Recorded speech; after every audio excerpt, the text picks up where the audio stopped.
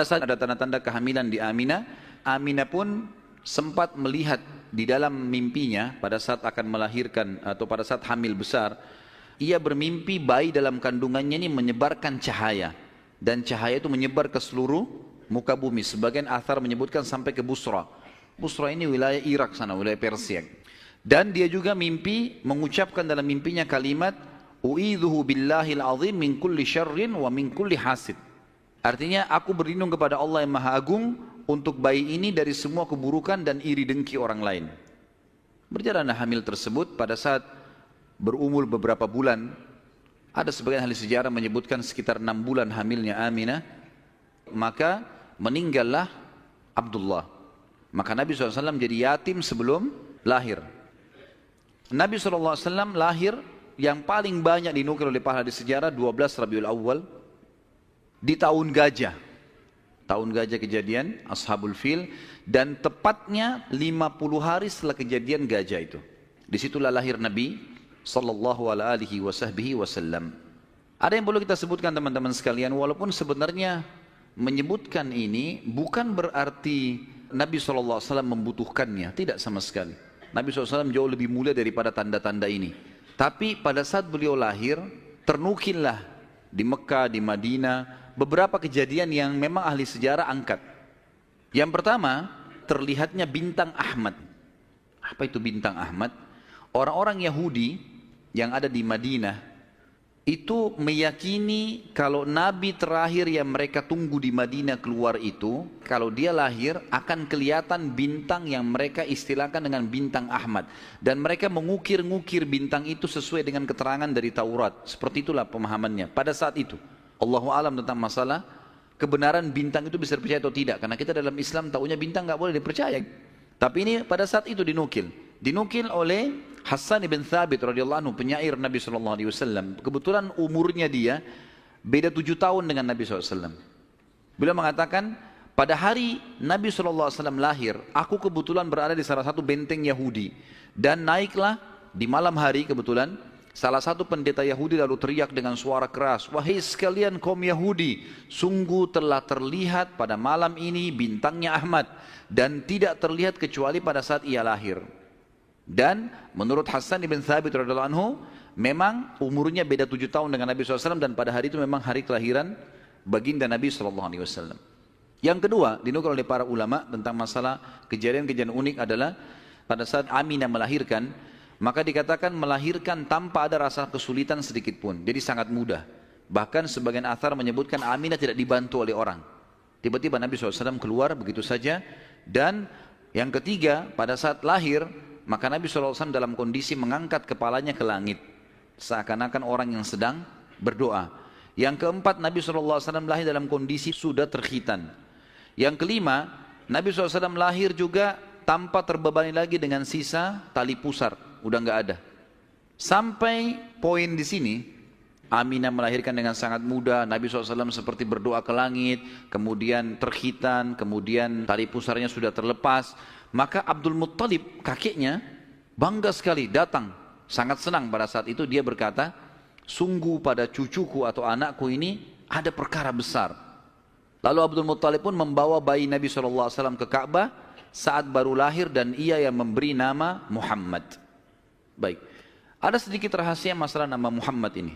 Perlu teman-teman tahu, nama Muhammad sebelum Nabi Muhammad SAW tidak dikenal oleh orang-orang Arab.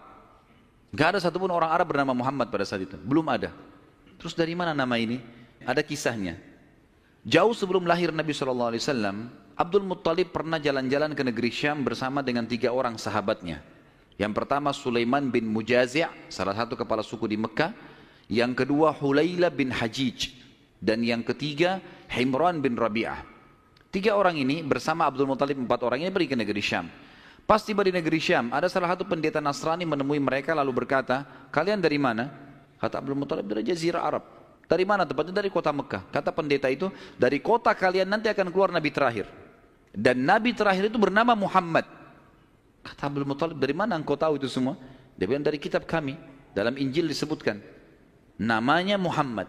Maka keempat orang ini bertekad pada saat itu, kalau mereka dikaruniai anak setelah itu atau cucu, Muhammad. Dan dari 4 orang ini, Pada saat balik ke Mekah, orang yang pertama mendapatkan cucu laki-laki adalah Abdul Muttalib. Itulah Nabi Muhammad SAW. Maka dia pun mengangkat bayi Nabi SAW lalu keliling di dekat Ka'bah lalu mengatakan, anak ini memiliki perkara yang besar. Aku memberikan nama Muhammad. Aku memberikan nama Muhammad. Terus dia mengucapkan kalimat itu. Kemudian selanjutnya teman-teman sekalian, yang keenam adalah goncangnya istana Kisra di Persia dan rubuhnya 14 teras istananya. Jadi ada teras-terasnya istana itu rubuh semua tanpa sebab. Pada saat melihat kejadian tersebut, Kisra sempat khawatir, lalu dia bertanya kepada para peramal-peramalnya lah, dukun-dukunnya segala. Maka mereka pun menjawab, goncangnya istana disebabkan karena hari ini lahir seseorang nabi dan runtuhnya 14 teras ini menandakan terdapat 14 raja Persia, tinggal 14 orang saja. Selebihnya sudah runtuh kerajaan ini. Maka sempat Kisra bilang, 14 raja masih lama. Kalau satu raja punya 100 tahun umurnya, berarti 1400 tahun. Tapi tanpa disadari oleh Kisra, para ahli sejarah muslim menukil, tanpa membenarkan ramalan ini ya. Karena ramalan itu semua, kalaupun bertepatan, karena syaitan mencuri berita dari langit. Bukan karena mereka tahu. Sebagaimana dijelaskan dalam hadits Nabi SAW.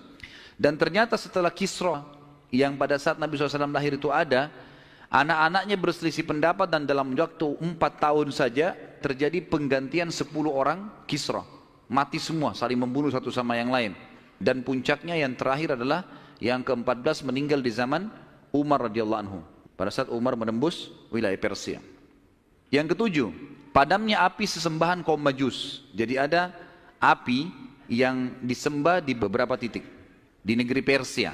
Jadi mereka buat api besar dan api itu tiap hari mereka sembah. Pada saat Nabi SAW lahir, api itu tiba-tiba mati. Dan mereka berusaha menyalakan, tidak bisa. Selamanya mati.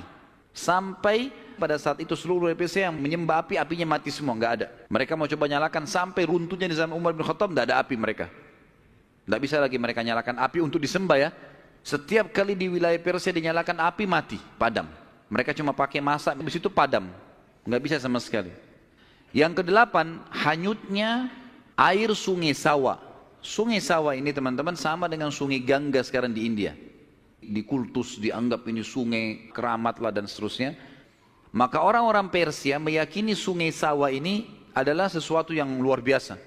Kalau ada yang mati, mereka bakar, lalu mereka lempar debunya di situ, airnya diambil, dianggap suci, apalah segala macam. Subhanallah, karena sungai ini selalu ditaruh tumbal segala macam. Waktu Nabi SAW lahir, air sungai ini hilang. Nggak ada airnya sama sekali, kering. Sampai sungai Sawa dilupain udah.